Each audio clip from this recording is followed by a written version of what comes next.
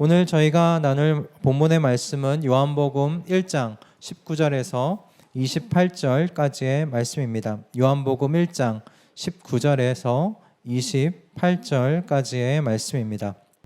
제가 봉독하도록 하겠습니다. 요한복음 1장 19절에서 28절까지의 말씀입니다. 유대 사람들이 예루살렘에서 제사장들과 레위 지파 사람들을 요한에게 보내어서 당신은 누구요? 하고 물어보게 하였다. 그때 요한의 증언은 이러하였다. 그는 거절하지 않고 고백하였다. 나는 그리스도가 아니요 하고 그는 고백하였다.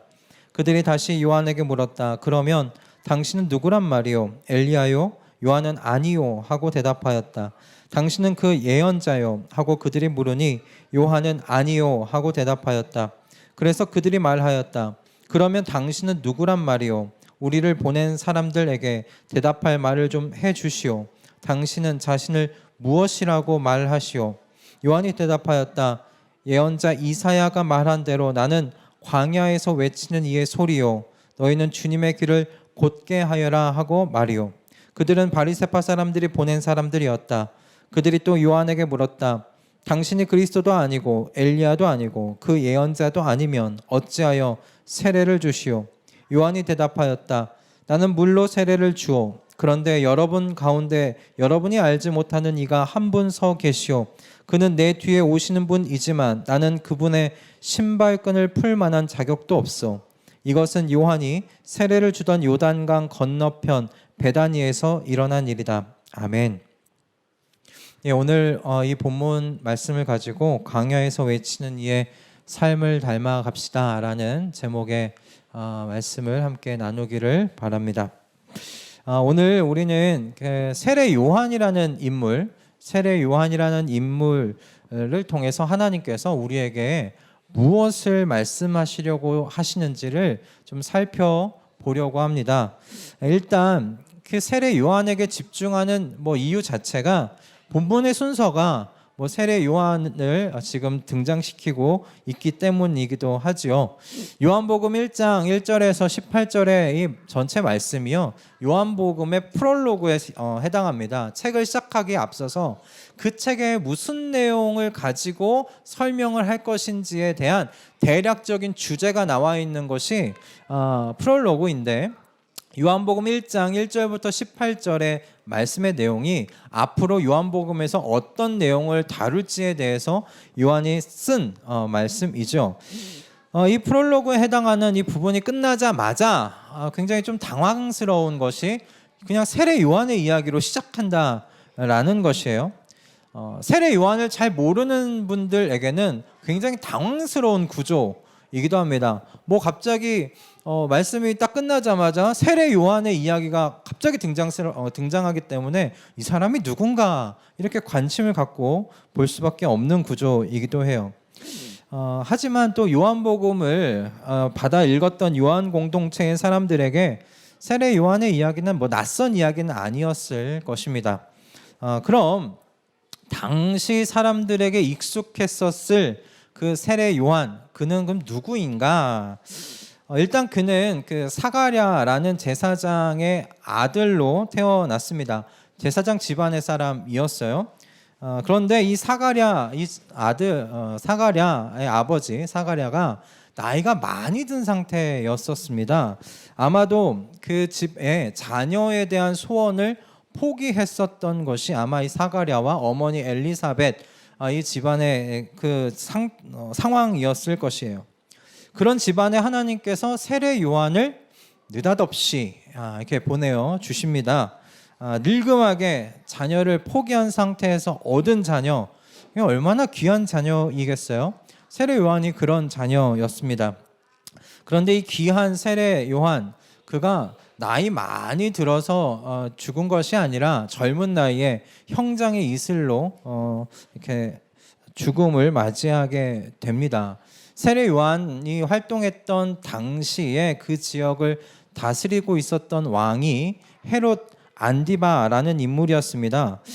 이 사람이 도덕적으로 굉장히 결함이 많았던 그런 사람이었어요.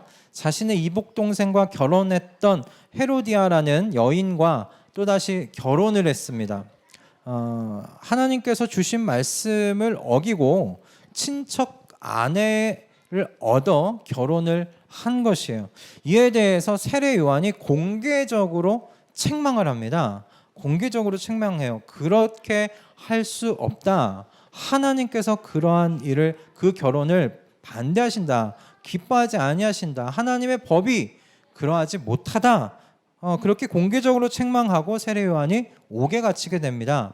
그리고 나서 많은 분들이 아시는 것과 같이 세례 요한은 앙심을 품은 이 헤로디아라는 여인의 책략으로 말미암아 젊은 나이에 죽음을 맞이하게 돼요. 세례 요한이 젊은 나이에 죽음을 맞이했지만 마태, 마가, 누가, 요한복음이 전체 사복음서에 전반적으로 나와 있는 세례 요한의 일생을 보면 그는 짧은 인생을 살았지만 충만한 삶을 살았던 그런 사람이었어요. 세례 요한이 예수님보다 대략 6개월 먼저 태어났거든요. 6개월이면 뭐 이제 예수님하고 동갑이죠. 동갑입니다. 그런데 사역을 먼저 시작한 사람은 세례 요한이에요. 사역을 세례 요한이 먼저 시작했어요. 세례 요한이 젊은 나이에 예수님께서 30살에 공생애를 시작했다고 하니 세례 요한은 그 전에 사역을 시작한 겁니다. 20대 후반쯤 사역을 시작하지 않았을까, 중후반 사역을 시작하지 않았을까 싶은데 그때 그 젊은 나이에 민족의 회개 운동을 이끈 사람이 이 세례 요한이었어요. 민족적인 세례 회개 운동을 이끌었고, 그래서 예루살렘에 있는 사네드린이란 공의회가 있어요. 이 사네드린이라는 곳은 뭐냐면 유대 사람들의 제사장, 서기관, 그리고 장로들이 모인 그런 어떤 그 사법기관이라고 생각하시면 돼요. 그 사법기관인 사네드린으로부터 굉장히 주목받는 인물이 되게 됩니다. 이렇게 영향력 있는 사람이 공개적으로 자신의 치부를 책망하니까 이 헤롯 안디바와 그리고 헤로디아가 세례 요한을 미워할 수밖에 없었겠죠. 근데 이 세례 요한의 이런 일생을 좀 생각하다 보니까 그런 생각이 들더라고요. 하나님의 부르심에 깊이 매진하면 매진할수록, 깊이 들어가면 들어갈수록 죽음과 가까워지는구나라는 생각을 좀 해보게 되었습니다. 정말 그는 하나님께서 자신을 그 시대의 죄사함을 받게 하는 회개의 세례를 선포함으로 자신의 뒤에 오실 그 주님의 길을 예비하는 자로서 부르심을 받았다는 여러분 그 확신 속에서 사역했던 사람이 바로 이 세례 요한이었습니다. 그 확신 속에서 더욱 주님의 길을 예비하면 예비할수록 사실 이 세례 요한은 더욱 죽음을 향해서 가까이 내달리고 있었던 인물이었다라는 것이에요. 정말 이 주님, 주 예수 그리스도의 길을 준비하고 사그라드는 그런 불꽃 같은 인생, 그것이 이 세례 요한을 이렇게 좀 세례 요한의 인생을 간단하게 요약하면 그렇게 요약할 수 있지 않을까. 예수 그리스도의 길을 준비하다 불꽃처럼 사그라든 인생, 그것이 세례 요한이다라는 생각을 했어요. 이런 인생을 산 여러분 세례 요한에 대하여 예수님께서 뭐라고 말씀하셨는가? 마태복음 11장 11절의 말씀을 보면요, 그가 여자가 낳은 자 중에 세례 요한보다 더 큰 사람이 없다라고 예수님께서 말씀하셨어요. 과거부터 지금까지 여자가 낳은 자 중에 세례 요한보다 더 큰 사람은 없어라고 예수님께서 세례 요한에 대해서 그렇게 말씀하세요.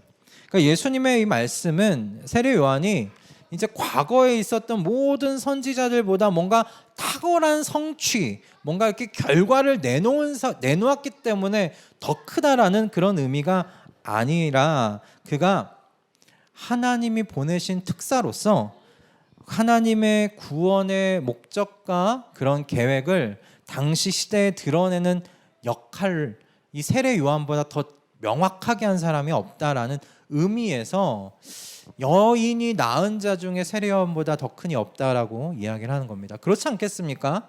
모든 선지자는 메시아를 바라보면서 그 메시아가 어떤 분일지를 보지를 못했어요. 그 메시아가 올 것이다, 하나님이 약속하셨다는 것을 이야기했을 뿐이죠. 하지만 세례 요한은 명확하게 메시아를 받고 명확하게 그 메시아가 누구인지를 사람들 앞에 증언했죠. 그런 의미에서 이 세례 요한이 과거부터 지금까지 여인이 낳은 자 중에 가장 큰 사람이라고 그렇게 예수님께서 세례 요한에 대해 말씀하신 것입니다. 그는 온 세대를 향한 그 하나님의 은혜와 그 자비 형상이시며 영광 그 자체이신 예수 그리스도를 보았고 그분의 길을 준비하는 역할을 맡아서 그렇게 충실하게 그 일을 감당했던 사람이 바로 세례 요한이고요. 예수님께서 그렇게 평가를 하셨습니다. 그렇게 예수님께서는 세례 요한 그가 그래서 앞으로 과거에 하나님께서 올 것이라고 이야기했던 그런 엘리야다라고 그렇게 하나님께서 세례 요한을 말씀하세요. 오늘 우리는 이 세례 요한이라는 인물을 통해서 하나님께서 우리에게 그럼 뭘 말씀하시려고 이 지금 요한복음 프롤로그가 끝나고 요한복음에서 무엇을 말씀하실 것인지 1절부터 18절까지 그 대략적인 주제를 말씀하시고 갑자기 왜 이 세례 요한의 이 이야기로 시작토록 하나님께서 하셨는지 우리 좀 생각해 볼 필요가 있겠다는 생각을 해 봅니다. 먼저 왜 2000년이 넘은 지금 우리가 이 세례 요한이라는 인물을 생각해야 하는 건가라는 거예요. 우리랑 무슨 상관이냐는 거예요. 이 세례 요한이 2000년 넘은 인물이잖아요. 저는 하나님께서 왜 이 세례 요한을 인물을 보게 하시는가 오늘 본문을 좀 계속 묵상하면서 그런 생각이 들었어요. 저와 여러분이 살아가게 될 이 시대가 어떤 시대인가라는 거예요. 저와 여러분이 앞으로 살아가게 될 이 시대는 분명히 여러분 교회에 호의적이지 않은 시대가 분명할 것입니다. 전에도 호의적이진 않았지만 앞으로 더욱 교회에 대하여 호의적이지 않은 시대를 저와 여러분은 살아갈 거예요. 저희 아들들의 세대가 더 그렇지 않을까 생각이 듭니다. 이런 시대 속에서 제가 그냥 곰곰이 예상해보는 그리스도인들의 모습은 어떤 그리스도인들이냐면 숨은 그리스도인들이라는 생각이 들었어요. 숨은 그리스도인. 굳이 내가 그리스도인이라는 것을 굳이 드러내지 않는 거예요. 굳이 드러내지 않고 그저 조용히 혼자 잘 믿으면 된다는 생각이 더욱더욱 많은 그리스도인들 사이에서 팽배해지지 않을까 그런 생각이 들었어요. 전 벌써 그런 조짐이 보인다 생각이 들었습니다. 숨은 그리스도인들이 여러분 많아질수록 세례 요한이 했던 것과 같이 예수님이 누군가에게 예수님께 누군가 다가갈 길을 준비해 주는 사람은 반대로 적어질 수밖에 없어요. 혼자 숨어서 혼자 조용히 잘 믿으면 누가 세상에 아직 남아있는 그 사람들에게 예수님께 나아갈 수 있는 길을 준비케 해줄 수 있겠어요. 그러므로 점점 교회에 대하여 호의적이지 않은 시대가 될수록 교회와 세상에는 저는 그렇게 생각했어요. 세례 요한과 같은 사람들이 정말 필요하지 않겠나 생각이 들었습니다. 예수님께 갈 수 있는 길을 준비해 줄 수 있는 그리스도인 정말 필요한 시대가 아닌가.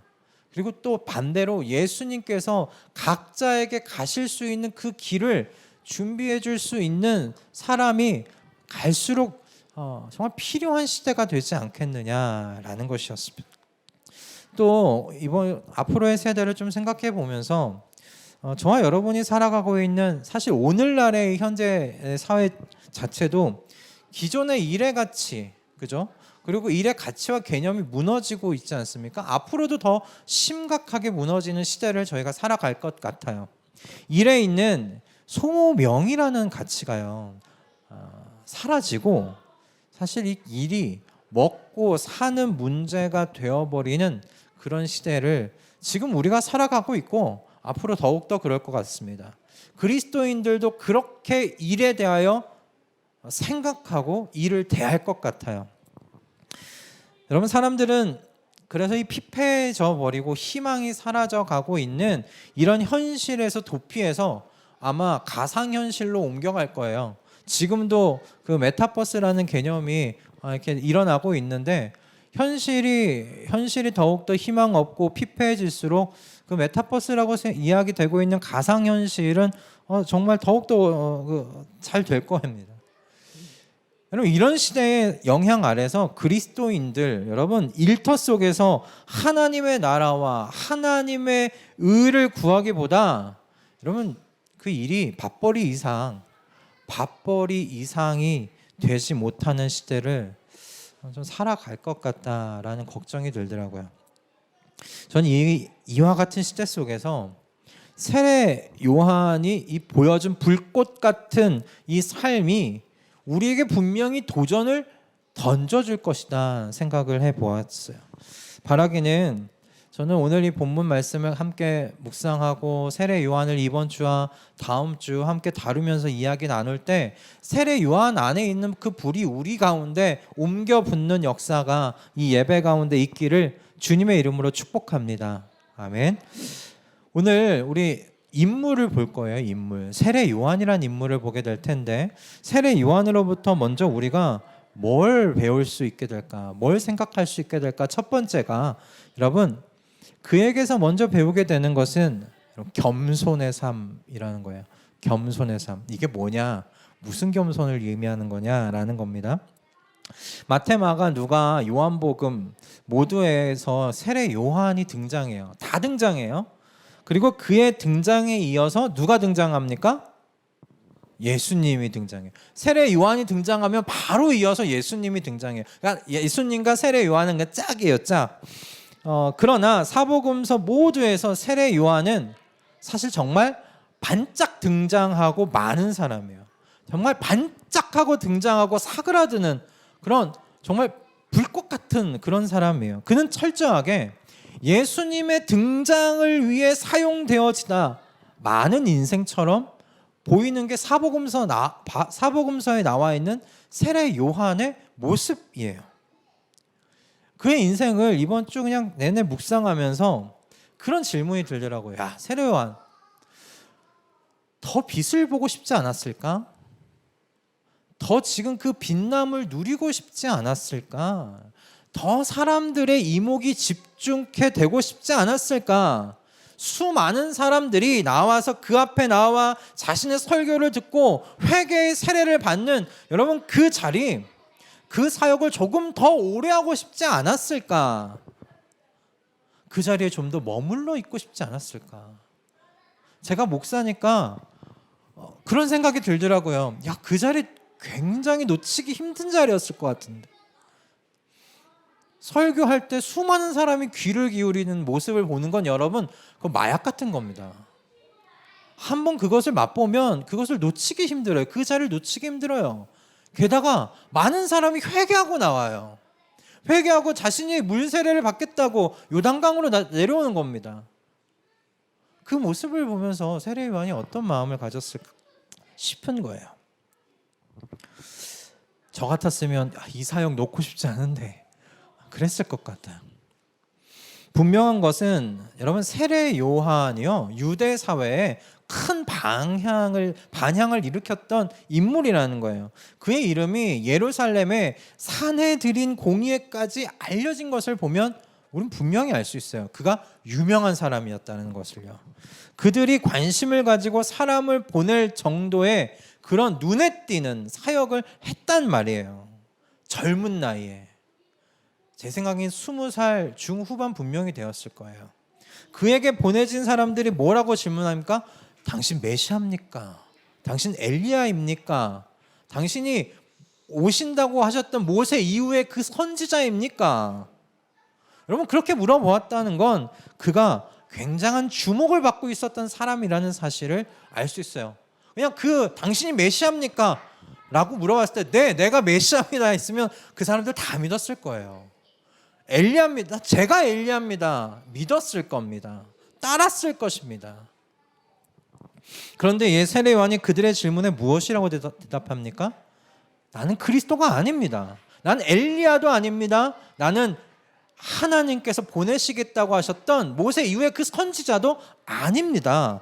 다만 저는 어떤 사람이냐면 이사야 선지자가 말씀했던 광야에서 외치는 소리입니다. 저는 내 뒤에 오실 그 주님의 길을 예비하는 자에 저는 불과합니다. 지금 세례 요한이 그렇게 이야기를 하고 있어요. 세례 요한이 어떻게 하고 있는 거예요? 자신에게 지금 다 집중되고 있는 관심, 자신에게 집중되고 있는 그 어떤 관심과 그 권세, 그 영광을 지금 어느 분께 지금 돌리고 있습니까? 그 관심을 내 뒤에 오실 예수 그리스도에게로 지금 옮겨지도록 하고 있는 거예요.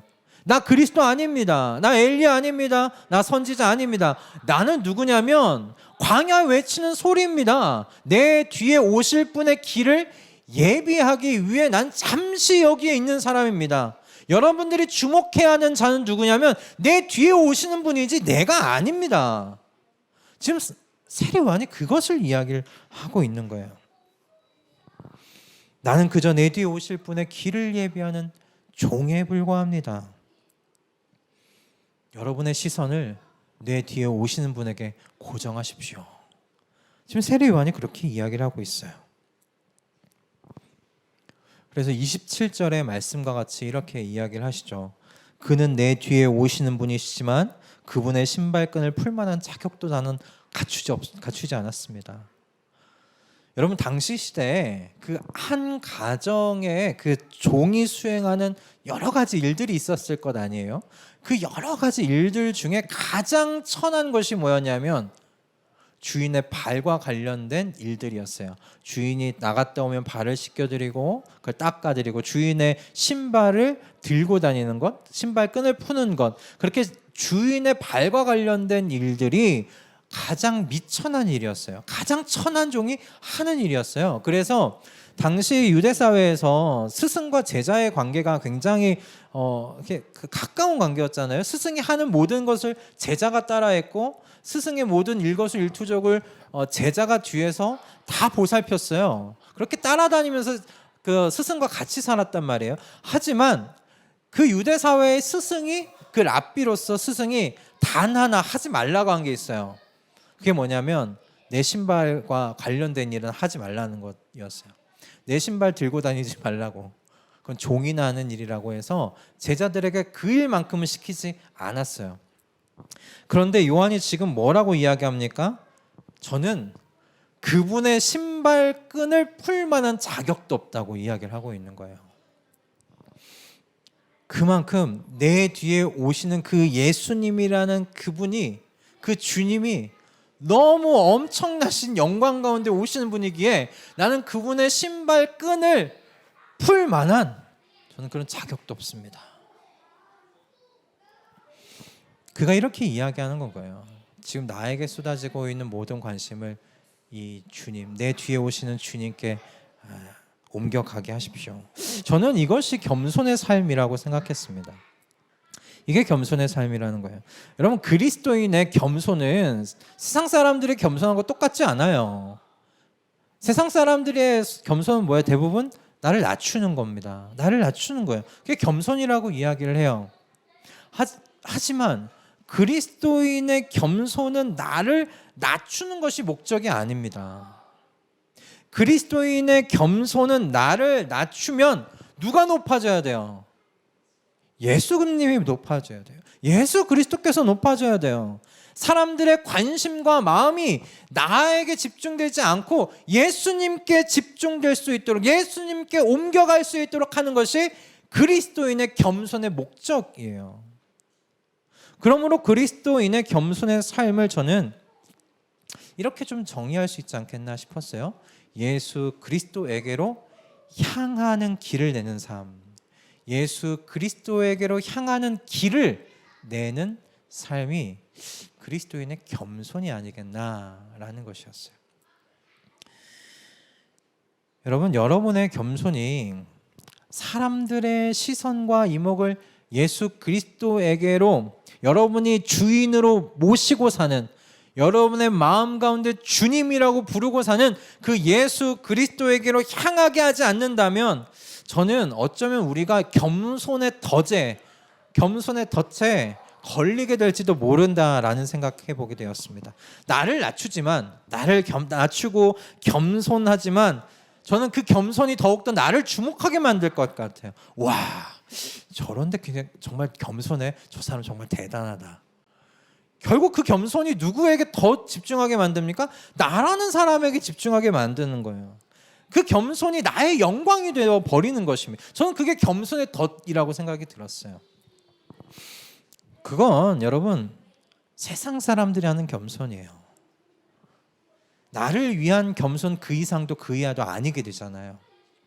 그래서 저는 그걸 겸손의 덫이라고 말하고 싶은 겁니다. 여러분이 한번 혼자 조용히 잘 믿고 살면 된다는 생각을 혹시라도 가지고 계시다면 여러분 지워버리실 수 있기 바랍니다. 나 혼자 조용히 잘 믿고 그렇게 구원받아 하나님 나라, 그래서 하나님 영원히 예배하며 살면 되지 않을까. 여러분 그런 생각 지워버리세요. 그 삶은 사실 여러분 자체를 죽이는 삶입니다. 예수 그리스도에게로 향하는 여러분 길을 내는 삶을 선택하십시오. 길을 내는 삶을 선택하세요. 예수 그리스도에게로 길을 내는 삶. 내 삶의 모든 영광의 순간이 다 그리스도에게로 향하는 삶을 우리 함께 선택해 가며 살아보십시다. 그래서 누군가 예수 그리스도에게로 나올 여러분 그 길을 여는 삶이 된다면 한 사람이라도 내 인생 가운데 한 사람이라도 나의 그 겸손의 삶을 통해 세례 요한과 같은 그런 삶을 통해 한 사람이라도 예수 그리스도에게로 난 그 길을 따라 주님께 다다른다면 여러분 그건 복받은 인생 아닙니까? 그보다 충만한 인생이 어디 있겠습니까? 저는 이 삶이 여러분을 살아있게 해줄 줄로 믿습니다. 생명력 있는 삶 살 수 있게 해줄 줄로 믿습니다. 우리 함께 이 삶을 함께 살아가 보십시다. 나에게 쏟아지는 여러분 그런 관심, 영광 생각하지 마시고 그것이 나와 함께 사시는 내 인생의 주님이 되시는 예수 그리스도에게로 주목될 수 있도록 우리가 그렇게 세례 요한과 같은 삶을 함께 살아내 가보시는 우리 수서 동행교회 모든 식구들 다 되실 수 있기를 주님의 이름으로 축복합니다. 아멘. 우리 둘째로 이 세례 요한에게서 배우게 되는 건 여러분 부르심의 자리에 헌신하시라는 것입니다. 부르심의 자리에서 헌신하는 삶입니다. 지금도 다들 헌신하고 계신데 뭘 더 헌신하나 싶을 것 같은데요. 세례 요한은 여러분 하나님께서 자신을 그 말라기 3장 1절에서 예언된 하나님의 특사라고 생각을 했어요. 그래서 그 확신 속에서 사역하였는데 말라기 3장 1절에 기록된 말씀이 이렇습니다. 내가 나의 특사를 보내겠다. 그가 나의 갈 길을 닦을 것이다. 너희가 오랫동안 기다린 주가 문득 자기의 궁궐에 이를 것이다. 너희가 오랫동안 기다린 그 언약의 특사가 이를 것이다. 나 만군의 주가 말한다. 그래서 이 세례 요한이 이사야의 말씀대로 자신은 광야에서 외치는 소리라고 주님의 길을 곧게 하는 자로서의 삶에 헌신했어요. 그 삶에 헌신했어요.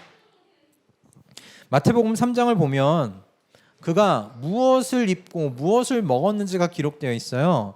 그럼 보면 이 사람이 엘리야로서 이렇게 보았구나 싶은데 그가 무엇을 입었냐면 낙타 털 옷을 입고 가죽띠를 메고 살았다라고 기록되어 있고, 그리고 이 세례 요한의 주식이 메뚜기와 그 들꿀이었다는 것을 이렇게 이야기를 하고 있습니다.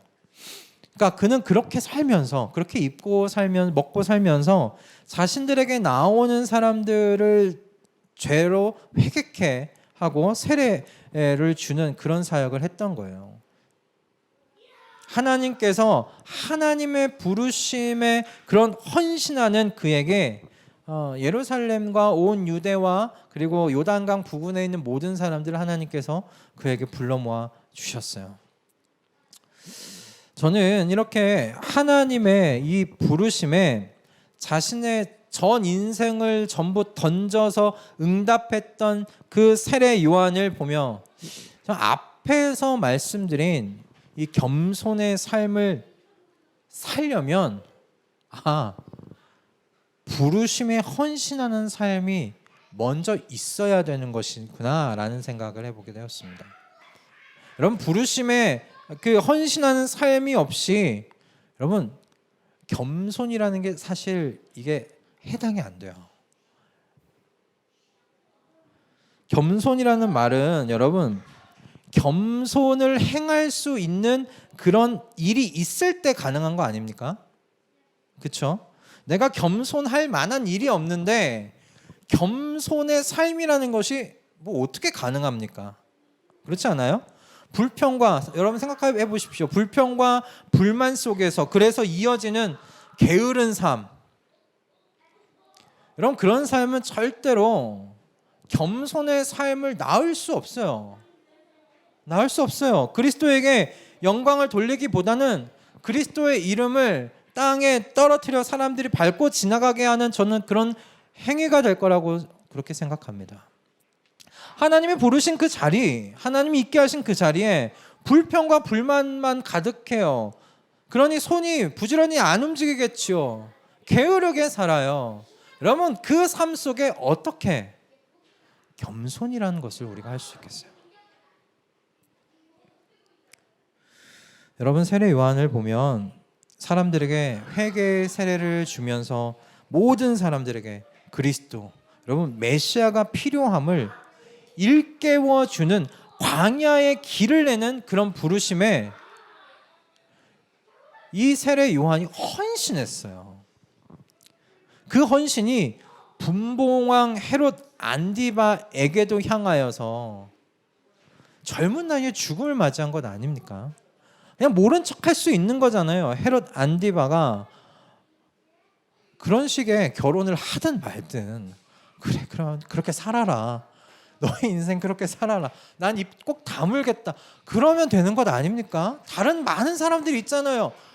말하면 회개할 만한 사람들이 얼마나 많아요. 굳이 헤롯 안디바의 그 일생까지 그렇게 이야기할 필요가 있겠습니까? 여러분 그런데 세례 요한이 살았어요. 나는 광야에서 외치는 소리다. 주님이 오실 길을 나는 예비하는 사람이다. 헤롯 안디바도 주님이 필요한 사람이다라는 거죠. 저 사람도 회개가 필요한 사람이라는 거죠. 그러니 그의 죄에 대해서 세례 요한이 이야기한 것 아니겠습니까? 그거 죄입니다. 죄 짓지 마십시오. 회개하십시오. 헤롯 안디바에게 그렇게 이야기한 것 아니겠어요? 저는 그거 헌신이라고 생각합니다.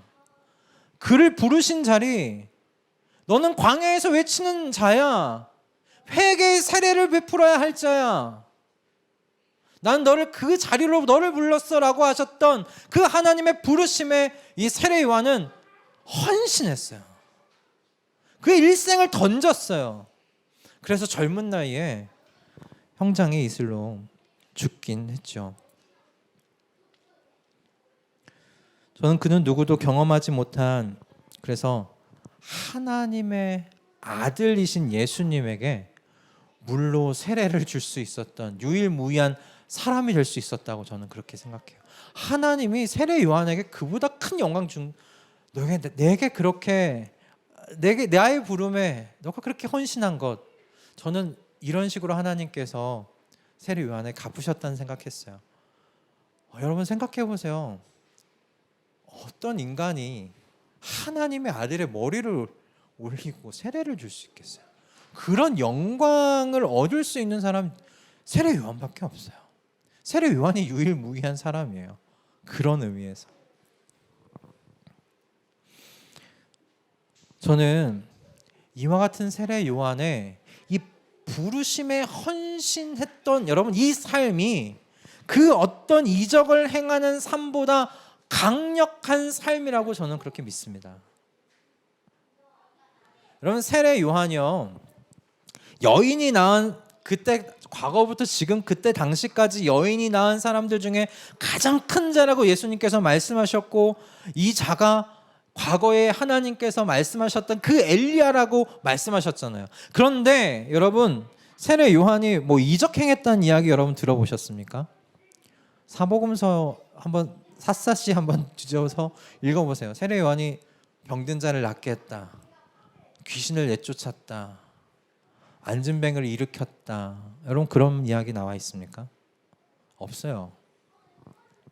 세례 요한이 이적 베풀었던 이야기가 없어요. 오직 세례 요한이 했던 건 회개케 했던 삶. 진짜 하나님께서 부르신 대로 광야에서 외치는 삶 살았어요. 회개케 하는 삶 살았어요.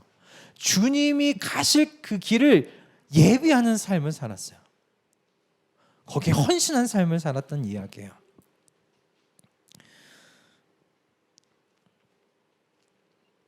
여러분, 그런데 이 세례 요한이 과거부터 세례 요한 당시까지 여인이 낳은 자 중에 가장 큰 자라는, 그래서 그런 영광스러운 말을 듣습니다. 죽은 자를 일으킨 자가 영광스러운 자가 아니에요. 가장 큰 자가 아니었어요. 여러분, 하나님께서 지금 현재 여러분을 부르신 그 자리에서 헌신하는 삶을 지금 유지하십시오. 저 유지하라는 말씀은 뭐냐면, 제가 알기에 우리 가족들은 다 헌신하고 살고 있는 것 같아서 지금 그 헌신의 삶을 유지하시길 바랍니다. 그리고 여러분 그 어떤 이적의 삶보다 여러분이 지금 하나님께서 부르셔서 있게 하신 그 자리에서 지금 헌신하고 있는 그 삶이 가장 강력한 삶입니다. 가장 귀한 삶입니다. 세례 요한이 살았던 삶이에요. 여러분 하나님께서 부르신 바로 그 자리에서 헌신하는 삶이 없는 여러분 그런 사람들을 그리스도에게로 인도하는 광야의 길을 낼 방법이 여러분 사라지기 때문에 그래요. 생각해 보세요. 여러분과 함께 있는 어떤 동료가 매일 자기가 하는 일에 대해서 불평과 불만만 이렇게 늘어놓아요. 그리고 자신이 해내야 하는 일에 대하여 매번 과거에 했던 것을 조금씩 수정만 하고 조금씩 고쳐서 그걸 해냈다고 이야기를 하고 그걸 결과물로 제출해요. 그리고 그렇게 통과되는 그 자체를 내가 센스 있는 것이라고 이야기를 하는 걸 여러분 한번 본다면 생각해 보세요. 근데 그분이 매일 새벽 예배 다니세요. 수요 예배 다니시고 금요 예배 나오고 그다음에 회사에서 하고 있는 신호회도 열심히 해요. 여러분 그분이 믿는 하나님을 여러분 같이 믿고 싶으시겠어요? 여러분 그 삶은 절대로 길을 낼 수 있는 삶이 아니에요. 예수 그리스도에게로 길을 내는 삶이 아니라 차라리 길을 닫는 삶이죠. 저는 여러분들 중에 그 누구도 이런 인생 사시지 않기를 바랍니다. 아무도 그렇게 사지 않으시리라 믿습니다. 여러분이 지금 있는 그 자리가 어떤 곳이 되었든지 어떤 자리가 여러분 되었든지 그곳은 하나님께서 여러분을 부르신 삶의 자리입니다. 그 자리가 주부라도 똑같아요. 하나님께서 여러분에게 부르신 자리입니다. 그러므로 소명감을 가지고 그 자리에 헌신하십시오. 제가 알기로 우리 교회 성도님들 다 각자의 자리에서 소명감을 가지고 헌신하고 계신 줄로 알아요. 잘 하고 계시고 여러분 여러분께서 그렇게 헌신하고 있다는 건 아닌데 그것을 유지하십시오. 소명을 가지고 일하는 그 자리, 소명을 가지고 여러분 주부로서의 자리, 여러분 그것을 끝까지 지켜내십시오. 그것이 강력한 삶입니다. 여러분이 있는 그 자리에서 하나님께서 보내신 각자의 그 자리에서 헌신하는 삶을 하나님께서 사용하셔서 광야의 길을 내실 겁니다. 예수 그리스도에게로 향하는 그 길을 하나님께서 내실 것입니다.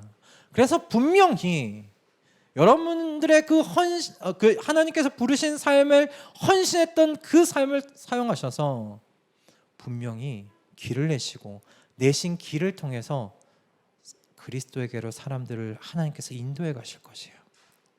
믿으십시오. 믿으십시오. 여러분께서 그렇게 그 자리에서 헌신하고 있는 그 삶이 헛되지 않습니다. 헛되지 않습니다. 여러분 세례 요한 어떻게 보면 헛된 인생같이 보였어요. 그냥 정말 갑자기 형장이 이슬로 사라지잖아요. 목이 잘려서 소반에 올려진 삶이에요. 그게 끝이에요. 그의 인생에. 하지만 그는 예수 그리스도를 준비하는 길을 낸 인생을 살았습니다. 어떻게 해요? 하나님께서 있게 하신 그 부르심의 자리에 헌신해서요. 저는 우리 세상 속 우리 소명의 자리에서 여러분들이 다 그런 헌신의 삶을 사셔서 세상 속 여러분이 있는 그 자리에 그리스도를 향한 그 길을 내는 삶을 살아가시는 우리 수서동행교회 모든 식구들 되셨으면 좋겠습니다. 많은 사람들을 옳은 길로 그래서 인도해서 정말 영원토록 빛나는 그런 영광의 인생 살아가는 저와 여러분 우리 모든 인생들 다 되셨으면 합니다. 말씀을 정리하고자 합니다. 세례 요한을 묵상하면서 오늘 우리 두 가지 좀 생각해 보았어요. 모든 영광과 이목을 그리스도에게로 돌리는 겸손의 삶에 대해서 우리 생각해 보았고요. 소명의 자리에서 여러분 헌신의 삶을 살아내므로 광야의 길을 내는 그런 인생에 대해서도 우리 같이 생각해 보았어요. 세례 요한이 이런 인생을 살았어요. 이런 삶을 살았어요. 그런데 여러분 이 삶이 듣기에 뭔가 도전이 되고 그렇지 라는 마음에 감동이 있을 줄로 믿습니다. 그런데 여러분 문 열고 나가면 아마 생각해보면 그거 쉽지 않을 거예요. 그런 삶 쉽지 않죠. 어떻게 그 매일 부르심의 그 자리 헌신한다는 거 얼마나 어려워요. 여러분 제가 또 이번 그 방학 동안에 주부의 삶을 또 살지 않았습니까? 매일같이 선율이와 사는 그 주부의 삶이 고단해요. 그걸 소명감을 가지고 한다는 거 쉽지 않아요. 여러분 그러나 그 자리에 하나님 부르신 자리니 그 자리에 헌신한다는 것 여러분 그게 얼마나 때문에 어려운지 모르겠어요. 제가 연약하고 악한 존재이기 때문에 그렇죠. 내게 집중된 이목과 영광 앞에서도 말씀드렸듯이 마약과 같습니다. 한번 맛을 보면 쉽게 양보하기 어려워요. 그냥 꽉 쥐고 싶어요. 많은 사람들이 자신의 말에 순응하고 순종하며 회개의 세례를 받는 그 자리에서 쉽게 내려올 수 있는 사람 극히 드물 겁니다. 내게 나오는 사람들의 수가 점점 예수님에게로 넘어갈 때 시기의 마음이 있지 않을까요? 저는 그럴 수 있겠다는 생각이 들었어요. 그런데 어떻게 세례 요한은 끝까지 광야에서 외치는 소리가 되었을까?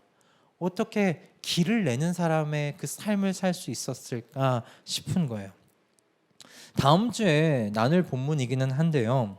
33절을 보면 하나님께서 요한에게 성령께서 내려오셔서 예수님의 머리 위에 머물거든 그가 성령으로 세례를 주시는 분이심을 알아라 라고 말씀하신 것이 있어요. 그런데 하나님께서 내게 그렇게 말씀하셨다고 33절에 기록되어 있고 34절에 뭐라고 되어 있냐면 내가 그것을 보았다라고 기록되어 있어요. 내가 그것을 보았다. 세례 요한이 하나님께서 그렇게 말씀하셨는데 내가 그걸 봤어 라고 이야기를 하는 거예요. 즉 하나님께서 주신 말씀, 그 계시에 대한 확신을 내가 받았다는 거죠. 확신 가운데 거했다는 거죠. 아, 저분이 정말 그리스도야. 저분이 하나님께서 약속하신 그 하나님의 아들이 맞아 라는 그 확신 가운데 서 있었던 거예요. 그 확신 가운데서 세례 요한은 그래서 겸손의 삶을 살 수 있었던 거예요. 모든 영광이 그리스도에게로. 광야에서 외치는 자의 자리에 만족하며 그 부르심의 자리에 헌신의 삶을 살 수 있었던 것이다. 저는 그렇게 생각했습니다. 그렇다면 여러분, 우리에겐 무슨 확신이 필요할까요? 무슨 확신이 필요할까요? 이 질문 가지고 하나님 앞에 기도했어요. 하나님, 그럼 우리는 무슨 확신이 필요합니까? 내가 겸손의 삶을 살고 싶은데 어렵습니다. 하나님, 내 안에 있는 영광을 나는 내가 주고 싶은 욕심이 있어요.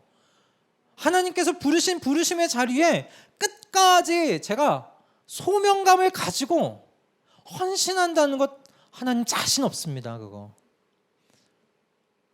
제 능력으로는 안 되겠어요. 세례 요한과 같이 저에게도 그럼 뭔가 확신이 필요합니다. 하나님께서 내게 너에게 확신을 줬다. 그러면서 로마서 8장 31절 이하의 말씀을 생각하게 하시더라고요. 여러분 한번 성경을 펴서서 로마서 8장 31절을 한번 찾아봐 주시겠습니까? 로마서 8장 31절의 말씀입니다.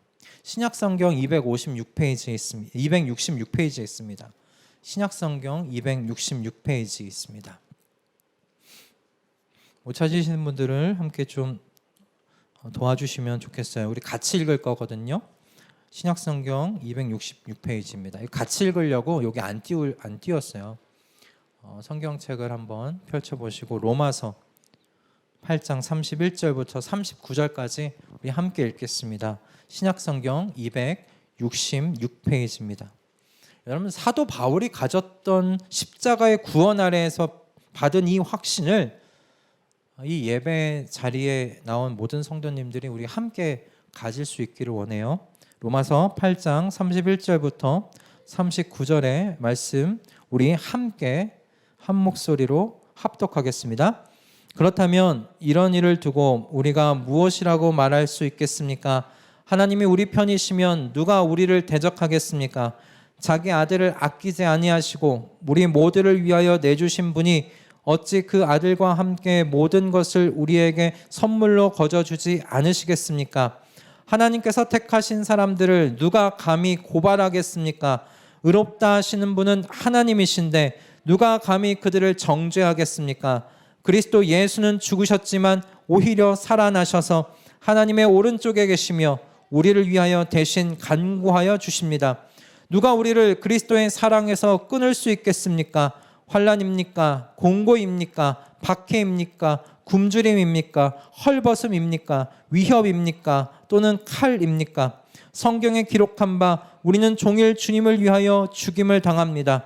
우리는 도상을 당할 양과 같이 여김을 받았습니다. 한 것과 같습니다. 그러나 우리는 이 모든 일에서 우리를 사랑하여 주신 그분을 힘입어서 이기고도 남습니다. 나는 확신합니다. 죽음도 삶도 천사들도 권세자들도 현재일도 장래일도 능력도 높음도 깊음도 그 밖에 어떤 피조물도 우리를 우리 주 예수 그리스도 안에 있는 하나님의 사랑에서 끊을 수 없습니다. 아멘. 여러분, 이와 같으신 하나님께 영광이 돌려지는 겸손의 삶을 살아가십시다. 이분이라면 우리에게 몰려오는 모든 영광들 다 돌려드릴 수 있지 않겠습니까? 이와 같으신 하나님께서 하나님께로 사람들이 나아갈 수 있도록 길을 준비하고 여는 인생을 결단하면서 살아가 보십시다. 여러분, 그러기 위해 지금 여러분의 삶의 부르심의 자리, 여러분 소명의 자리 받아들이십시오. 그 자리를 소명의 자리로 받아들이십시오. 그리고 헌신하십시오. 여러분, 이것이 바로 하나님께 헌신하시는 겁니다. 그 헌신을 하나님께서 사용하셔서 그 삶의 자리 가운데 광야에 여러분 길을 만드시듯 하나님께로 돌아오는 자들이 있도록 여러분의 인생을 하나님께서 분명히 그와 같이 영광스럽게 사용하실 것입니다.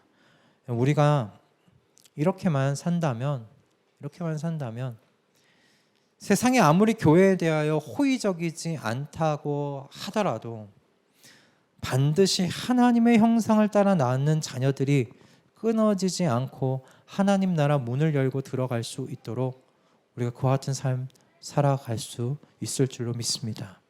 우리 다 함께 그 위대한 역사를 함께 써내려가는 위대한 인생들 다 되실 수 있기를 주님의 이름으로 축복합니다.